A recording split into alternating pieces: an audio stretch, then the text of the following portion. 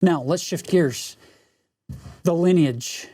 What is the big deal with priesthood lines of authority? Why do we care?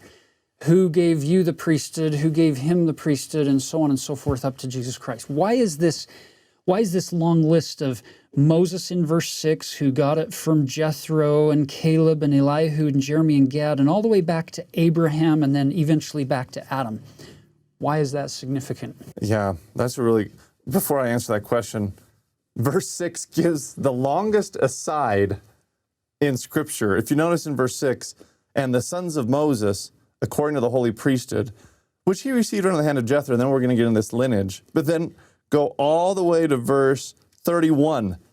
Therefore, as I said, concerning the sons of Moses, for the son, it's almost like verse 6 all the way through 30 is an aside where he goes, and the sons of Moses, oh, and hey, and let me talk about the lineage and the power. And okay, now let me get back. As I was saying about the sons of Moses. I love it. And so this lineage, he really does want to say, where is this priesthood coming from?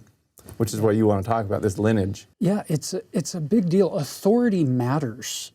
It can't be just driven by, well, I want to do good things, and I want to prevent bad things from happening and promote good things. It would be like me coming out and seeing Tony driving 80 miles an hour through a school zone, and me thinking, that's wrong, that's terrible, and noticing there's a police car right there that happens to be idling and the policeman's not in it.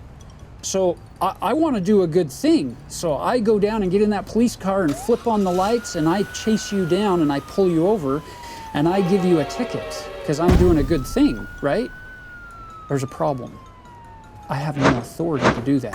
I can have the best of intentions, but I wasn't authorized by the people whose right it is to give me that authority to administer that justice or administer that ordinance, so to speak. Yeah, and that's a good way to say it. The reason why we care about it is because, in essence, when we're saying the priesthood, you're joining this lineage or this covenantal that we'll talk about, this covenant family of God. And really what we're saying is, where did you get your priesthood, your lineage? How did you join the family? How did you come into the covenant? And you can say, well, I was brought into the covenant by the authority of so-and-so. Yeah. And they were in the covenant or in the family, and they got brought in by so-and-so. And they got brought in by so-and-so. And that's important, by the way, for women also, equally to men, is sometimes when we talk about priesthood lineages, it can be male-centric in the sense of it's who can perform the ordinances, who has the authority. But there's also a way to think of it as who brought me into the covenant family of God, and where did they get their authority to bring me into the covenant? We're all being brought in by somebody who was brought in, by somebody who was brought in, who had the covenantal authority from God to do so. I love it.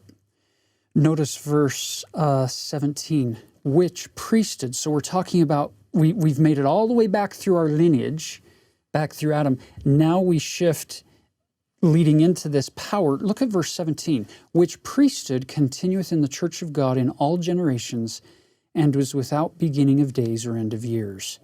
It's this, he's basically saying to me that this is not a flash in the pan. It's not this fly by the seat of our pants, oh, let's try this for this generation.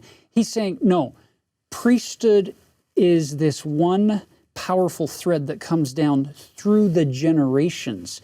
What is it? It's, as Tony's talking, it's not just limited to men. This is the power of God given to mortals on the earth to do the work of God, which is the work of salvation, through bringing people in to the gospel covenant connection with God, as well as teaching them the doctrines and the commandments that are associated with that covenant, as well as giving them the ability to now spread that covenant into the whole world that they have capacity to reach and to teach. This is powerful if we look at priesthood in section 84 through this lens of, this is simply God revealing, look, this is how I do my work of salvation among my children on the earth, powered by the infinite atonement of my Son, Jesus Christ. I give them, I share my power with people on the earth. So as you see right here in verse 31, therefore, as I said concerning the sons of Moses, he's picking back up all the way from verse 6 about the sons of Moses and this lineage and this power of the priesthood. That for the sons of Moses and the sons of Aaron shall offer an acceptable offering and sacrifice in the house of the Lord. And if I could make another cross-reference that with Doctrine and Covenants, section 128, verse 24, where, again, back to what you've just taught here, Tyler, about the sons of Levi and the sons of Aaron. Well, the sons of Moses and the sons of Aaron, who are they today? Joseph Smith says, he quotes that the Lord will purify the sons of Levi, that they will offer an offering in righteousness unto the Lord. And then Joseph gives the interpretation. He says, let us therefore as a church and as a people offer an offering unto the Lord, and let us present, when it is completed, in his holy temple a book containing the records of our dead. It's back to ordinances, to bring them into the covenant family of God through performing ordinances in their behalf, and it's all connected back to the temple.